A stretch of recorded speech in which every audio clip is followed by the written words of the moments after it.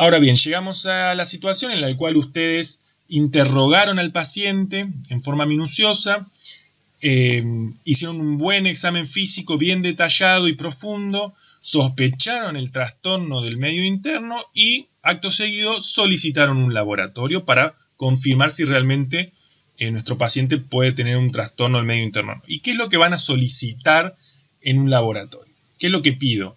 Lo que normalmente ustedes hacen en la práctica es, vamos a pedirle unos gases capilares, arteriales o venosos.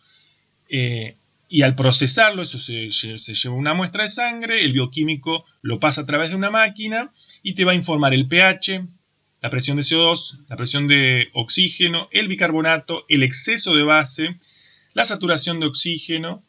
Y es muy importante no olvidarse del ionograma, ¿sí? Ionograma completo, sodio, potasio y cloro, calcio iónico. Acuérdense que los trastornos del medio interno, las acidosis y la alcalosis, están asociadas a alteraciones electrolíticas, entonces importante pedir el ionograma. La albúmina también, ya vamos a ver para qué nos va a servir la albúmina, en algunos casos en particular, y nunca olvidarse de pedir la función renal. Esto es un laboratorio, así normalmente se lo va a informar el bioquímico, ustedes le llevan la muestra de sangre, lo procesa por la máquina y les va a dar este papelito que tienen acá, o un papelito muy parecido. De ahí van a ver el pH, la presión de CO2, oxígeno y el bicarbonato y el ionograma abajo. Con el laboratorio en la mano, lo primero que vamos a hacer, antes de empezar con el análisis profundo, es calcular la coherencia interna. La verdad que el cálculo de la coherencia interna en la práctica ya está un poco en desuso, debido a que ahora la tecnología ha aumentado en los últimos años, ha avanzado en los últimos años. ¿Y para qué me sirve la coherencia interna? Me sirve para ver si el laboratorio tiene algún error en la transcripción. Antiguamente el bioquímico transcribía los datos en un papel y lo entregaba, y a nosotros teníamos que calcular la coherencia entre la presión de CO2, el bicarbonato, el pH, para ver si todos se relacionaban y había algún error o el bioquímico realmente le había pifiado algún número o no. Todos conocen la fórmula de Henderson-Hasselbalch de bioquímica. Es una constante 24, esta es la fórmula, por la presión de CO2 dividido el bicarbonato. Eso me va a dar como resultado la concentración de protones, que se debe corresponder con un determinado valor de pH. Si me relaciona, digamos, la concentración de protones con el pH, quiere decir que mi estado ácido-base es correcto y no hay absolutamente ningún error en el laboratorio y puedo proseguir con el análisis del laboratorio. Para ponerlo en algo más práctico, esta es la tabla, digamos. Esto no se lo tienen que memorizar ustedes, simplemente acá ustedes van a relacionar el número que les dio de la ecuación de la fórmula de Henderson-Hasselbalch, la concentración de protones de mi paciente, y si se relaciona con el pH, si mi paciente tiene ese pH. Por ejemplo, si nosotros recibimos un gas con un pH de 7,30, con una presión de CO2 de 32 y un bicarbonato de 15, de la fórmula 24 por 32, que es la presión de CO2, dividido 15, me va a dar 51, que va a ser la concentración de protones. Si esto lo llevo a la tabla, que esto no se lo tienen que memorizar, repito, lo buscan, 51 corresponde a un pH de 7,30, y si mi paciente realmente tiene 7,30, en este caso lo tiene, quiere decir que mi laboratorio tiene coherencia interna, entonces no hay un problema de laboratorio y debemos seguir adelante con el razonamiento, digamos, y el análisis del laboratorio.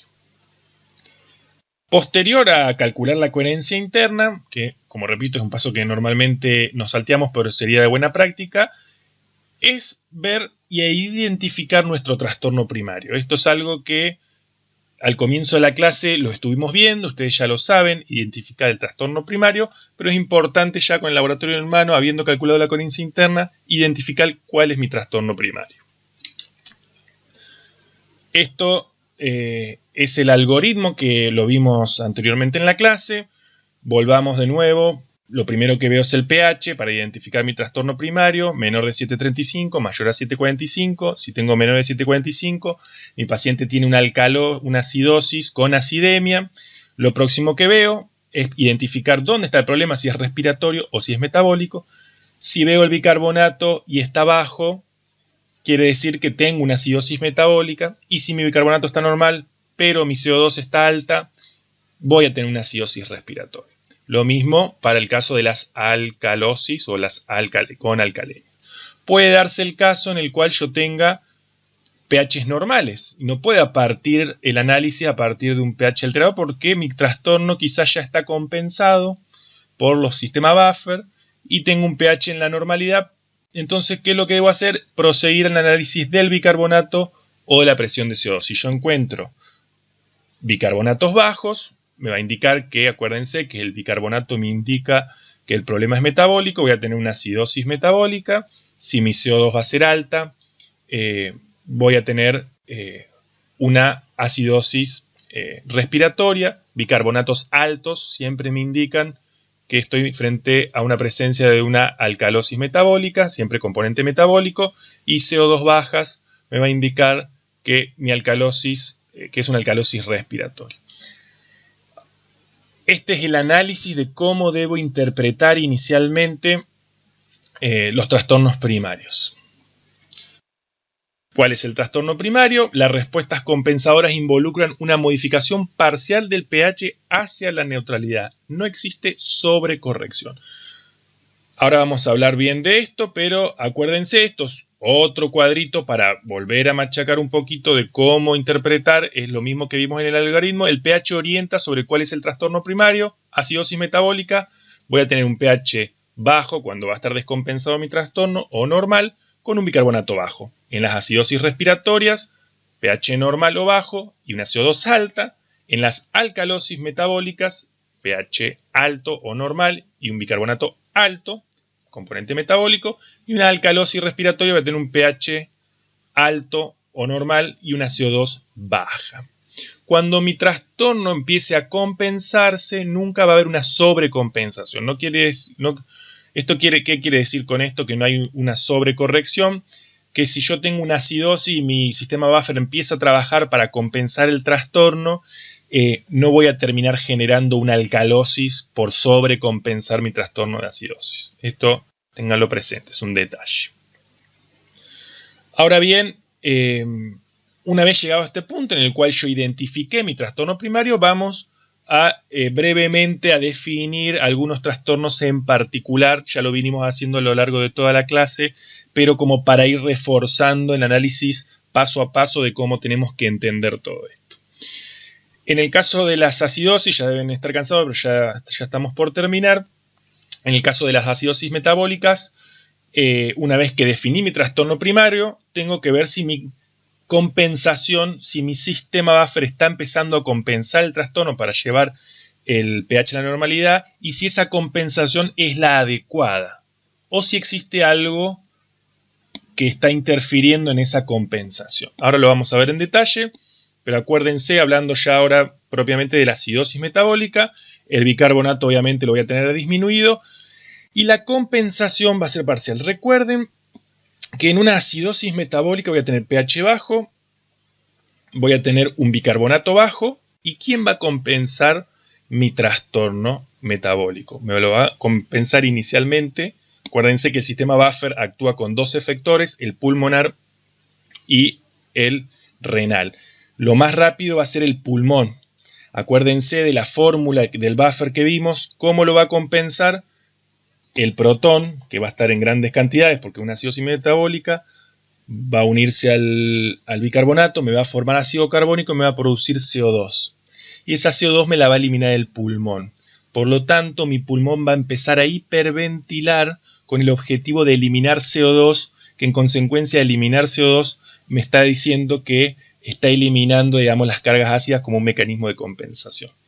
Por lo tanto, inicialmente, en las acidosis metabólicas voy a tener un pH bajo con un bicarbonato bajo. Inicialmente la CO2 va a estar normal, pero cuando mi pulmón empiece a compensar ese trastorno, va a empezar a hiperventilar el pulmón y la presión de CO2 va a empezar a disminuir, ¿sí?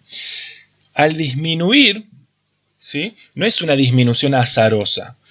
Esa disminución sigue un patrón, una cierta regla.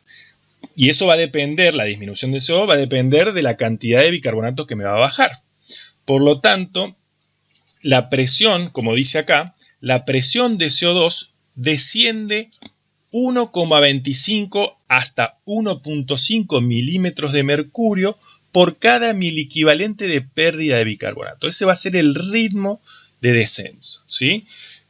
Por lo tanto, es muy importante, acá vamos a introducir un concepto nuevo, el concepto de presión de CO2 esperada. ¿Qué quiere decir? Que si yo tengo una acidosis metabólica y mi pulmón empieza a compensar esa acidosis metabólica hiperventilando y empieza a bajar, ¿cuál es la CO2 que yo tengo que esperar para ese bicarbonato que yo tengo? ¿Y cómo se calcula la CO2 esperada? Acá tienen la fórmula que está acá. Es 1,5 por el bicarbonato más 8 más 2 menos 2. Eso me va a dar un resultado, que es el resultado que yo esperaría encontrar de CO2 en mi paciente para el bicarbonato que yo tengo. Ahora lo vamos a ver bien en un ejemplo práctico. ¿Y por qué es importante definir y calcular la CO2 esperada? Es importante calcular la CO2 esperada porque mediante la CO2 esperada voy a poder determinar, no es un tema de la clase, pero ya que está se los menciono, si mi trastorno es puramente metabólico o hay algún otro trastorno respiratorio asociado. Ahora lo vamos a ver con un caso práctico. No es el objetivo de la clase profundizar sobre los trastornos mixtos, pero es importante que sepan que hay que calcular la presión de CO2 esperada para ver si se relaciona con la disminución del bicarbonato como mecanismo compensador. Y si es esperada, mi trastorno es puro, y si no es la esperada para ese bicarbonato, quiere decir que hay algún trastorno respiratorio asociado. Ahora lo vamos a ver con un ejemplo práctico. Pero acá les muestro, digamos, este buffer que, como dije, lo íbamos a tocar nuevamente. Supongamos, ahora estamos hablando de acidosis metabólica, así que supongamos el caso de que yo tengo, digamos, una intoxicación por aspirina, entonces aumento mi concentración de protones, el pH baja, se me une al bicarbonato, me lo consume, o sea, voy a tener un pH bajo con un bicarbonato bajo. Inicialmente, esto es el pulmón, acuérdense, mi CO2 va a estar normal. Pero cuando empiecen a compensarse, esto me va a formar ácido carbónico y el pulmón va a empezar a hiperventilar para descender la CO2. Y dependiendo la cantidad de bicarbonato que yo tengo, voy a tener un descenso de CO2. Eso es lo que yo voy a calcular con el cálculo de la CO2 esperada a través de la fórmula que les acabo de mostrar. ¿Cuánto CO2 yo tengo que tener en mi paciente, que va a ser baja obviamente, en relación al bicarbonato que yo tengo de mi acidosis metabólica? ¿Sí? Estos son los mecanismos compensadores de todos los otros trastornos. Ahora estamos hablando de solamente acidosis metabólica, pero les pongo este cuadro para que vean cómo es la compensación de todos los otros trastornos, ¿sí? Como recién les mostré en la fórmula de recién, la acidosis metabólica voy a tener pH bajo con un bicarbonato bajo y mi compensación va a ser disminuir la presión de CO2 hiperventilando. Por lo tanto, el ritmo de descenso va a ser este, como bien les comenté hace un ratito. Va a ser que la presión de CO2 va a disminuir de 1,25 a 1,5 por cada miliequivalente de bicarbonato que me baja, ¿sí? Y de acá sale la fórmula, esa que les mencioné, de 1,5 por bicarbonato, que es la fórmula de CO2 esperada. En el caso de la alcalosis, o vamos directamente a las acidosis respiratorias, ya que estamos en las acidosis, voy a tener un paro respiratorio, por ejemplo, un caso clínico extremo, un paro respiratorio, me va a retener CO2. Inicialmente mi bicarbonato va a estar normal, pero cuando mi riñón, en este caso, me va a empezar a compensar el trastorno, el bicarbonato va a empezar a aumentar. ¿Y cómo es el ritmo de aumento? Y por cada 10 miliequivalentes de presión de CO2 que se me aumenta por el trastorno primario, el bicarbonato va a aumentar 1 miliequivalente, ¿sí? Esto lo vemos con esta fórmula. Nuevamente lo analizamos aquí. tengo un paro respiratorio, por ejemplo, mi trastorno va a ser una acidosis respiratoria, porque esto es respiratorio, aumento CO2, se me une el bicarbonato al agua, se me forma ácido carbónico, se me disocia y me genera protones, por eso tengo el pH bajo. Inicialmente el bicarbonato va a estar normal y cuando empiece a compensar el riñón, el bicarbonato va a empezar a aumentar para intentar neutralizarme esto a través de la reabsorción del riñón, o también el riñón me puede empezar a eliminar los protones a través de la formación de amonio. ¿Se entiende? Con respecto a la alcalosis metabólica, hay aumento del bicarbonato y la compensación, inicialmente la CO2 va a estar normal y cuando empiece a compensar el pulmón a través de la hipoventilación me va a empezar a retener CO2. Y acá está el ritmo, digamos, por el cual el aumento de la CO2 se tiene que correlacionar con el bicarbonato. ¿Sí? Volviendo a reforzar, acuérdense que estamos hablando ahora, volvemos a hablar nuevamente de la acidosis metabólica, calcular la CO2 esperada para valorar la respuesta compensadora y poder definir si existe un trastorno metabólico puro, o sea, yo tengo una acidosis metabólica y no tengo más nada, o existe un trastorno mixto respiratorio asociado. ¿Cómo calculamos la CO2 esperada? 1.5 por el bicarbonato más 8 más 2 menos 2. La respuesta compensadora ¿es la adecuada? Estamos hablando de la acidosis metabólica. El organismo intenta compensar para mantener el equilibrio. Si la variación es la esperada, el trastorno es simple. ¿Qué quiere decir? Si yo tengo una acidosis metabólica con un bicarbonato de, por ejemplo, de 15 y yo calculo la CO2 esperada y la CO2 esperada, que obviamente si empezó a compensar, me da de 25, por ejemplo, y yo calculo la CO2 esperada y me da 25, quiere decir que mi trastorno es simple. Si la variación no es la esperada, quiere decir que hay algo respiratorio que me está haciendo o retener CO2 o me está haciendo lavar CO2 o hiperventilar y eliminar CO2. ¿Sí? Estos son los mecanismos, los cálculos de los mecanismos compensadores para los diferentes trastornos y lo vamos a poner en un ejemplo práctico de cómo calcular la CO2 esperada y cómo interpretarlo. Paciente con acidosis metabólica, independientemente cuál sea la causa, con un bicarbonato de 16.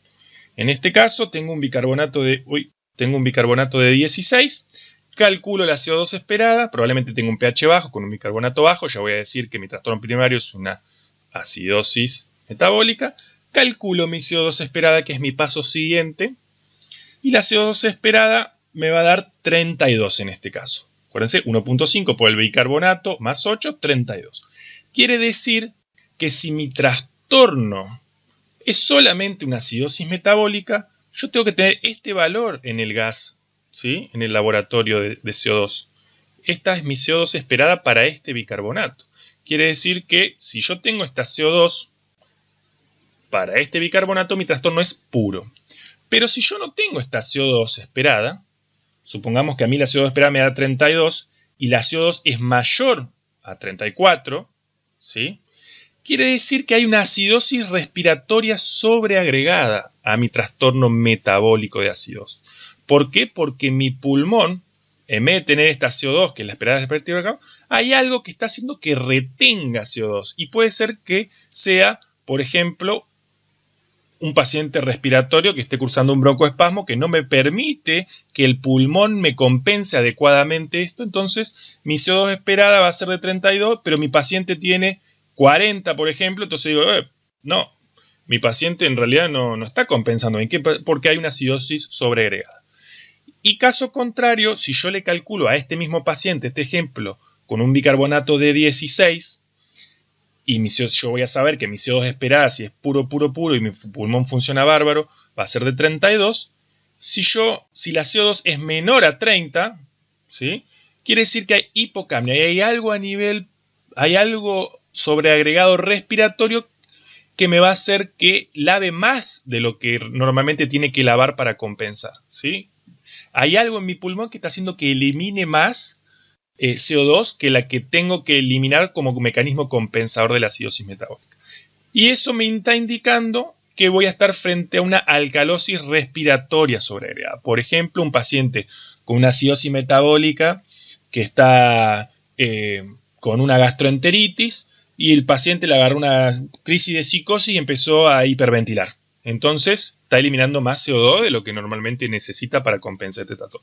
O si tengo una acidosis respiratoria sobregrada, mi paciente, por ejemplo, tenía una acidosis metabólica, lo estoy poniendo con ejemplos prácticos de una acidosis metabólica, que se deshidrató y hizo un shock hipovolémico, hizo un paro respiratorio, entonces hizo una acidosis respiratoria sobreagregada. O sea, retuvo, no podía eliminar la CO2, entonces me está reteniendo, ¿sí? O justo también además tenía broncoespasmo. Se entiende cómo funcionan los mecanismos compensadores y por qué es importante calcular la CO2. La CO2 es importante para saber si mi trastorno que estoy evaluando, si mi trastorno primario es puro o tengo algo sobreagregado respiratorio, ¿sí? Una vez que yo definí mi trastorno primario, calculé mi compensación, calculé la CO2 esperada, me fijé si era puro, metabólico o había algo respiratorio sobreagregado. En el caso, como acuérdense que estamos valorando la acidosis, en detalle estamos en acidosis ahora metabólica, vamos a calcular el equilibrio iónico o el anion gap. ¿Esto para qué nos va a servir calcular el anion gap? Para ver el tipo de acidosis que tengan. No hay un solo tipo de acidosis metabólica, ¿sí? Hay dos tipos de acidosis metabólica. Entonces, paso siguiente, si mi trastorno primario es una acidosis metabólica, descarto que no tenga nada sobreagregado respiratorio a través del mecanismo de compensación, mi paso siguiente es calcular el anion gap para ver qué tipo de acidosis tengo. Y así poder identificar también la causa. Si nos ponemos a analizar entonces las acidosis metabólicas, existen dos tipos de acidosis metabólica y una es por pérdida de bicarbonato, ¿sí? Y otra es por ganancia de ácidos. En una yo pierdo bicarbonato, por lo cual dejo el protón libre, por lo cual me baja el pH, y en la otra el bicarbonato se mantiene relativamente normal y yo tengo una ganancia extra de protones, una ganancia extra de ácido que me lo consume. Acuérdense la fórmula que protones se me une al bicarbonato, me lo consume para formar ácido carbono. En el caso de las que son por pérdida de bicarbonatos, las vamos a llamar acidosis metabólicas con anion gap normal. Ahora vamos a ver bien qué es el anion gap normal. O también hiperclorémicas. Tienen esos dos nombres, anion gap normal o hiperclorémicas. Y son por pérdida de bicarbonato. Acuérdense que en el organismo se tiene que respetar a rajatabla el principio de electroneutralidad, en el cual todas las cargas positivas tienen que ser igual a las cargas negativas. En este caso, las cargas positivas están representadas por el catión sodio y las negativas cloro, los ácidos orgánicos del cuerpo, los ácidos fijos del cuerpo y el bicarbonato. Por lo tanto, para respetar el principio de electroneutralidad, al perder el bicarbonato, por ejemplo, en una diarrea en la cual se pierde bicarbonato, se tiene que se reabsorbe el cloro o retiene el cloro el organismo para suplir la pérdida de cargas negativas del bicarbonato perdido. Por eso es que yo tengo un aumento, digamos, del cloro corporal a expensas de pérdida del bicarbonato para respetar el principio de electroneutralidad. Por eso a este tipo de acidosis metabólicas se les denomina acidosis metabólicas hiperclorémicas. Como bien pusimos acá, la pérdida renal de bicarbonato, por ejemplo, una diarrea. Ahora vamos a ver bien las causas en detalle. El bicarbonato se pierde del cuerpo y estas cargas negativas perdidas son reemplazadas por el cloro, quedando el anion gap normal. ¿Cómo es que yo sé que tengo un cloro alto? Bueno, a través del cálculo de el cloro esperado. ¿Sí? El cloro esperado, o sea, el cloro corporal, tiene que ser el 75% de la concentración del sodio. Acuérdense que el cloro y el sodio siempre van de la mano. Entonces, si yo calculo mi cloro esperado, tiene que ser exactamente el 75% más 2 menos 2 de la concentración del sodio que yo tengo en ese paciente. Y si el sodio que yo tengo es mucho mayor al que me da el cloro esperado, para ese sodio, quiere decir que es hiperclorémica, ¿sí? Ahora bien, cuando el otro tipo de acidosis metabólica es por ganancia de ácidos, ¿sí? Y esta ganancia de ácidos se puede dar por diferentes mecanismos. Puedo yo ganar, no es que el bicarbonato lo pierdo, simplemente gano ácidos, ¿sí? Producto de la incorporación exógena. Siempre pusimos a lo largo de la clase la intoxicación por ácido acetilsalicílico, pero puede ser, por ejemplo, a través de la producción de ácidos fijos, digamos, del cuerpo, por ejemplo, la producción de ácido láctico, en la cetoacidosis diabética se ganan ácidos que me titulan el bicarbonato, que me lo consumen al bicarbonato. Por eso el bicarbonato baja, porque los protones libres se unen al bicarbonato y me lo consumen, no lo pierdo del organismo, ¿sí? Formo ácido carbónico y acuérdense que lo elimino a través de la CO2 a nivel pulmonar. Y a este tipo de acidosis metabólica yo las voy a denominar acidosis metabólica con anión GAP aumentado, ¿sí? Ahora vamos a ver bien qué es el anión GAP normal, y este tipo de acidosis metabólica cursan con cloros normales. Acuérdense acá, como vemos, el sodio es el catión, cloro se mantiene bien, acá el bicarbonato, yo no pierdo bicarbonato, ¿sí? Lo que es gano ácidos, ¿sí? Por lo tanto mi cloro se va a mantener normal, ¿sí? Causas de esto, el bicarbonato se disminuye porque está titulando algún ácido orgánico que aumenta el anión GAP, manteniendo el cloro normal. Como bien dijimos hace un rato, para saber si el cloro es normal, este debe ser el 75% de la concentración del sodio, y nunca olvidarnos siempre, al momento de analizar este segmento, calcular siempre el cloro esperado, que es el 75% de la concentración del sodio, para valorar si la ácido metabólica es hiperclorémica o no. Calculamos dos cosas a este punto. Uno, el cloro esperado, y en segunda instancia calculamos el anión GAP, ¿sí? Ahora bien, antes de definir qué es el anión GAP, vamos a ver, teniendo presente, digamos, que existen dos tipos de acidosis, las acidosis metabólicas con anión GAP aumentado y las acidosis metabólicas con anión GAP normal o hiperclorémicas, y también tenemos de las dos, GAP aumentado e hiperclorémica. Con ganancia de ácidos exógenos, tóxicos, endógenos, lácticos, cetoácidos en algunas metabolopatías, o puede ser una disminución en la eliminación de los ácidos, por eso aumentan en el cuerpo, como es el caso de la insuficiencia renal.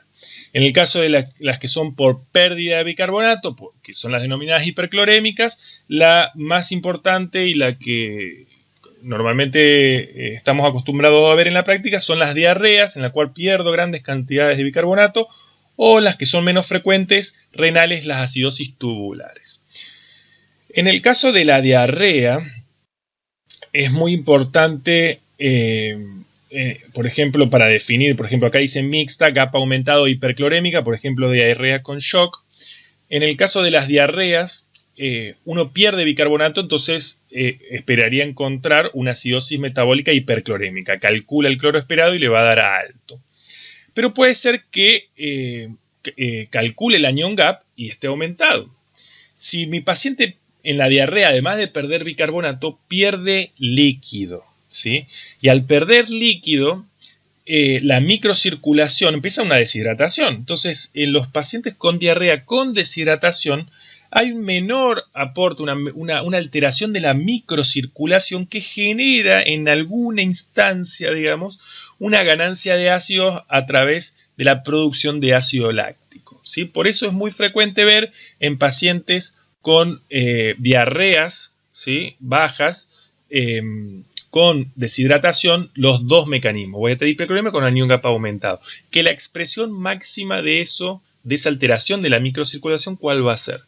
Va a ser el shock, ¿sí? El shock es la expresión máxima de esa alteración de la microcirculación por la deshidratación. ¿Por qué? Porque en el shock hay una hipoperfusión, ¿sí? Hay una hipoperfusión, lo cual lleva a que se produzca ácido láctico, ¿sí? Por déficit del oxígeno, del aporte de oxígeno, deja de utilizarse el ciclo de Krebs para formar, digamos, ácido láctico, y ese ácido láctico es el que me va a dar la ganancia de ácidos, ¿sí? Por eso voy a tener un GAP aumentado. No necesariamente, digamos, mi paciente tiene que estar chocado para tener una deshidratación con anión GAP aumentado, como yo digo. Puede haber una deshidratación, entonces la microcirculación está alterada, pero bueno, no es suficientemente importante como para ser evidente o no ser tan extremistas como un shock. Entonces, ténganlo presente siempre eso. Ahora sí, ¿cómo está el equilibrio iónico y qué es el anion gap? Como bien dijimos hace un ratito, el principio de la electroneutralidad, las cargas positivas tienen que ser iguales a las cargas negativas, es decir, que la suma de los cationes es igual a lo de los aniones. Esta es más o menos la distribución de cationes y aniones del plasma y los cationes y aniones del intracelular. Siempre predomina el catión más importante del plasma va a ser el sodio y los aniones más importantes van a ser el bicarbonato, el cloro y todo lo que conforman los diferentes, digamos, ácidos no titulares en un laboratorio normal. Por lo tanto, ¿qué quiere decir anion gap? Gap es brecha aniónica. Es una diferencia de cargas, ¿sí? De cargas positivas sobre las negativas. Y esa diferencia se debe a que nosotros normalmente en un laboratorio hay aniones que no podemos medir. ¿Y cuáles son? Son los sulfatos, los fosfatos, los ácidos lácticos, las proteínas, los piruvatos, los cetoácidos. Todo eso no los podemos medir. Entonces eso me va a dar el gap, digamos, es la diferencia de cationes sobre los aniones. El valor normal es 12 miliequivalentes más menos 2. Y este anion gap nos va a permitir diferenciar si el origen de la acidosis metabólica es por ganancia de ácido o por pérdida de carbonato. Si yo tengo esa brecha aniónica se me aumenta, quiere decir que yo tengo producción de ácidos que normalmente no los puedo titular, no los puedo medir, digamos. Y en el caso, digamos, de que no haya ganancia de ácidos, esa brecha se va a mantener en los valores de la normalidad. Acá, como bien dijimos hace un ratito, el sodio es el catión más importante, el bicarbonato, el cloro y los ácidos del organismo que no podemos medir. Acá es donde se calcula la brecha entre esto y esto, ¿sí? Tenemos proteinatos, los ácidos orgánicos como los cetoácidos, piruvatos y lactatos, y los ácidos inorgánicos, fosfatos y sulfatos, no los podemos medir. El ácido láctico sí lo podemos medir. ¿Y cómo se calcula este anion gap? Es el sodio menos la sumatoria del cloro más el bicarbonato. Y como dijimos hace un ratito, el valor normal es 12 más menos 2. Otro concepto que es importante introducir es el cálculo del gap corregido. ¿Qué quiere decir el gap corregido? Que eso también lo tengo que calcular.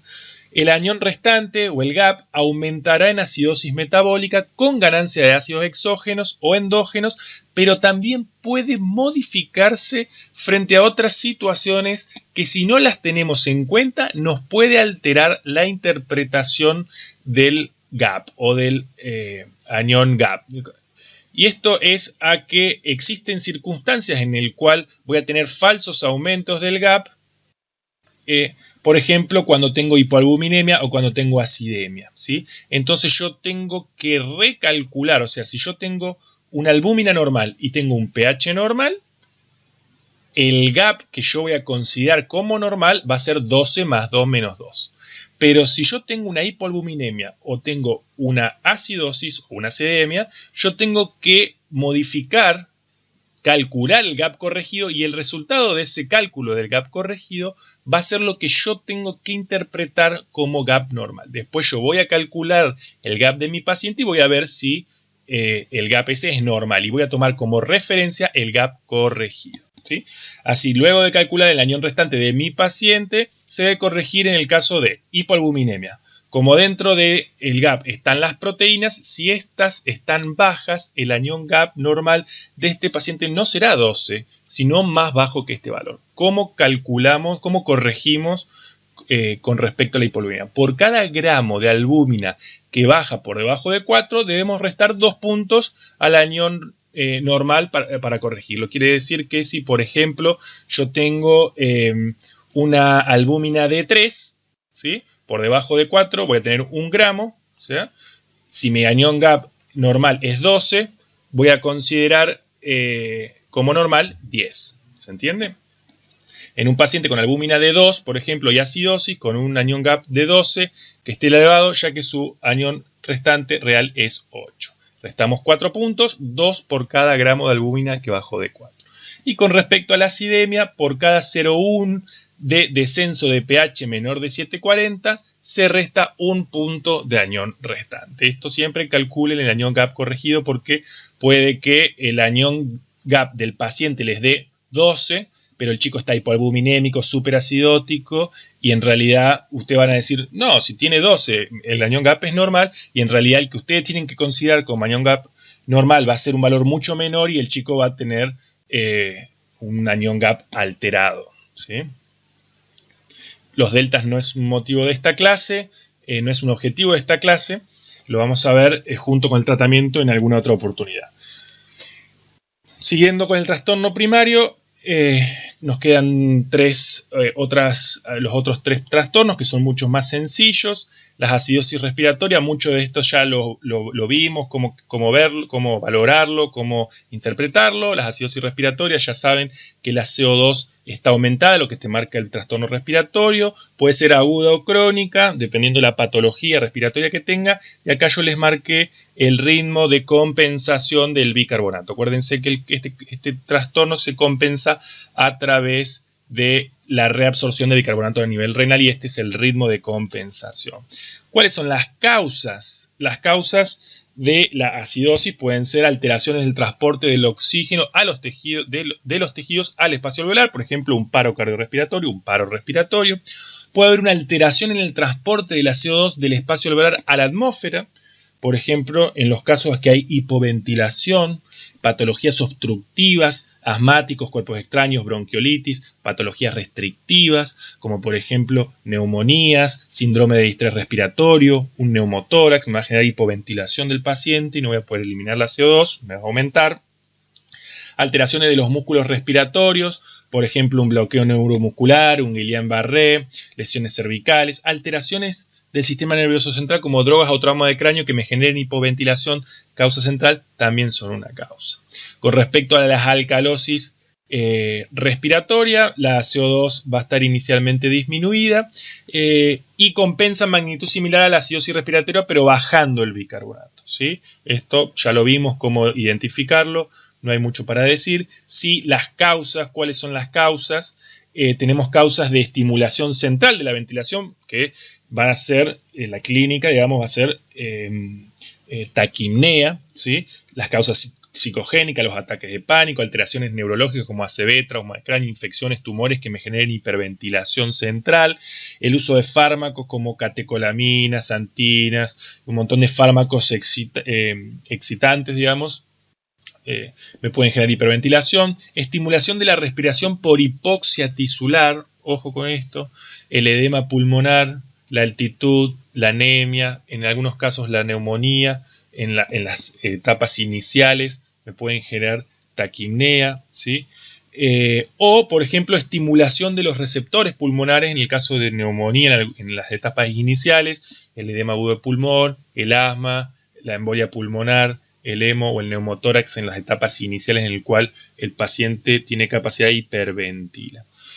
En el caso de el TEPA, acuérdense que es una de las causas de alcalosis respiratoria porque existe una alteración de la relación entre la ventilación-perfusión a expensas de una obstrucción en la perfusión, por lo cual el pulmón, digamos, interpreta o el sistema nervioso interpreta como que hay una alteración y necesita y responde hiperventilando, digamos, el paciente va a generar una alcalosis respiratoria. Tenemos la alcalosis metabólica. Esta situación cursa con aumento de la concentración de bicarbonato. Obviamente su mecanismo de compensación pulmonar inicialmente va a ser un aumento de la CO2 a raíz de 0,7 milímetros de mercurio cada 1 mil equivalente de bicarbonato, que aumenta. Y en la alcalosis metabólica, a pesar de que inicialmente el pulmón empieza la compensación, en la alcalosis metabólica y siempre que el paciente tenga una función renal normal, es el riñón quien logra corregir esta situación eliminando el exceso de bicarbonato. Por eso mismo es que hay ciertos estados clínicos que pueden perpetuar la alcalosis al no permitir la eliminación del bicarbonato, como por ejemplo la depresión del volumen, la hipocloremia y la hipocalemia. Ya vamos a retomar un poquito en esto porque esto es muy importante, es una pregunta de examen. Existen dos grandes mecanismos por el cual se produce la alcalosis metabólica. Es fundamental el interrogatorio y el examen físico y las tensiones arteriales, que ahora vamos a ver por qué. Pero los dos mecanismos es inicialmente una ganancia de álcalis, que puede ser por una ganancia brusca exógena, o puede ser por una disminución de la eliminación a través de una función renal alterada. En cambio, la ganancia de bicarbonato directa, por ejemplo, en las correcciones de acidosis metabólicas normoclorémicas. En el caso del uso en algunas situaciones hospitalarias del uso de anticoagulantes sanguíneos que tienen citrato. En las diálisis se utilizan lactatos y acetatos, que son sustancias alcalis, por lo cual me pueden generar alcalosis metabólica. Algunos antiácidos tienen carbonato, que tienen sustancias alcalis, que es un alcalis. El síndrome de leche y alcalis se ve en grandes consumos de leche, pueden estar asociados a alcalosis metabólica o el consumo de antiácidos. Y el otro mecanismo por el cual se puede generar una alcalosis metabólica no es la ganancia de bicarbonato, sino es la pérdida de protones, por lo cual me va a dejar bicarbonato libre. Esta pérdida de protones está íntimamente relacionado con el cloro. Podemos dividirlas en dos grandes grupos, en cloros sensibles y cloros no sensibles, dependiendo si la pérdida del protón es a nivel urinario o es extraurinario. Por lo tanto, las pérdidas extraurinarias, si pudiéramos dosar el cloro urinario, el cloro sería menos de 10 miliequivalentes por litro. Y en este caso, las pérdidas extraurinarias serían a través de piel o digestiva. El ejemplo más claro de la piel sería la fibrosis quística. Y en caso de las clorourinario sensibles, que son las que se eliminan a través, hay una pérdida de protones a través del renal, cursan con un cloro urinario mayor a 20 miliequivalentes por litro. Hay que dividirlos en dos grandes grupos, son las que cursan con tensión arterial normal y con hipertensión arterial. Son dos grupos de patologías que cursan con clínica diferente. Un cuadrito que resume un poco lo que incluye alcalosis metabólica. Por un lado tenemos las que son por ganancia de álcalis, como bicarbonato, lactato, citrato, y por otro lado tenemos el otro mecanismo que es por pérdida de protón. En el caso de las que son por pérdida de protón, esta pérdida puede deberse a una vía extrarrenal o una vía renal. En el caso de la extrarrenal, el cloro urinario va a ser menor a 10 miliequivalentes por litro, ya que el riñón tiene avidez por reabsorber este anión, coincidiendo con tendencia a disminuir el líquido extracelular y a una hipopotasemia. Como causas cutáneas, tenemos la fibrosis quística, que permite una gran pérdida de cloro por sudor que lleva a una alcalosis metabólica, la cual además es mantenida por la contracción del volumen. Ahora vamos a explicar bien cómo es esto de la contracción del volumen y la asociación a alcalosis. Y como causas digestivas, los vómitos o las pérdidas altas o la colocación de una sonda nasogástrica con pérdida genera una pérdida de ácido clorhídrico con ganancia de un bicarbonato por cada protón. Por lo tanto, la pérdida de cloro ocasiona también una disminución del líquido extracelular con estimulación del sistema renina-angiotensina-aldosterona, que también genera una pérdida urinaria de potasio a través de este mecanismo. El adenoma velloso o la clorridorrea congénita también son causas, pero son muy poco frecuentes en pediatría. Y por otro lado tenemos las pérdidas renales de protones.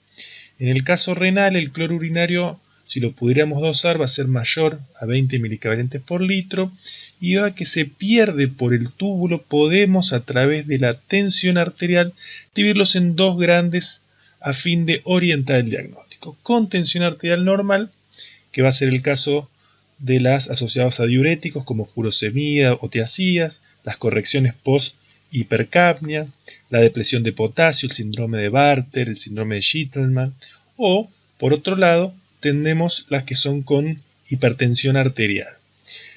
Estas son asociadas a cuando hay alteración del sistema renina-angiotensina-aldosterona, cuando el sistema está alto, como por ejemplo la hipertensión maligna, la estenosis de la arteria renal o tumores productores de renina. Como vemos en este cuadro, con el interrogatorio y la clínica podemos orientar el mecanismo de generación de la alcalosis, y si sumamos el cloro urinario y la tensión arterial, se podría afinar un poco más la impresión diagnóstica. A fin de explicarles un poquito estos tres mecanismos en la alcalosis metabólica, y siempre que el paciente tenga una función renal normal, es el riñón quien logra corregir esta situación eliminando el bicarbonato sobrante. Pero hay que tener en cuenta que hay ciertos estados clínicos que permiten perpetuar esta alcalosis, no permitiendo la eliminación del bicarbonato, que son estos tres que yo les puse acá: la depresión del volumen, la depresión del cloro y la hipopotasemia. En el caso del volumen, al contraerse la volemia, cae el flujo renal y el riñón reabsorbe sodio y elimina protones, disminuyendo la excreción de bicarbonato. Con respecto a la hipocloremia, con la hipocloremia baja la proporción de cloro que acompaña al sodio en la luz tubular, por lo que el sodio es acompañado por otros aniones menos reabsorbibles. Por lo tanto, es entonces cuando se reabsorbe sodio para mantener la electroneutralidad que es necesario, salen protones, y este hecho empeora la alcalosis. Además, el bajo cloro tubular no permite en el colector el intercambio cloro-bicarbonato, que lograría la excreción de bicarbonato necesaria para la situación. Hay que recordar también, como vimos anteriormente, con respecto a la hipocalemia, en este caso visto desde el lado de la hipocalemia que perpetuaría la alcalosis, existe el cotransporte protón-potasio, y en el caso de que exista una hipopotasemia, mi mecanismo va a ser intentar enviar potasio del intracelular al intravascular para intentar corregir esa hipopotasemia, y como consecuencia voy a enviar protones del intravascular al intracelular, lo que me va a empeorar la capacidad de corregir esta alcalosis. Y con esto ya finalizamos. Muchas gracias por su atención. Voy a dejar un caso clínico a fin de que puedan interpretarlo y puedan razonarlo con un caso práctico, calculando todo lo que vimos en esta clase. Muchas gracias.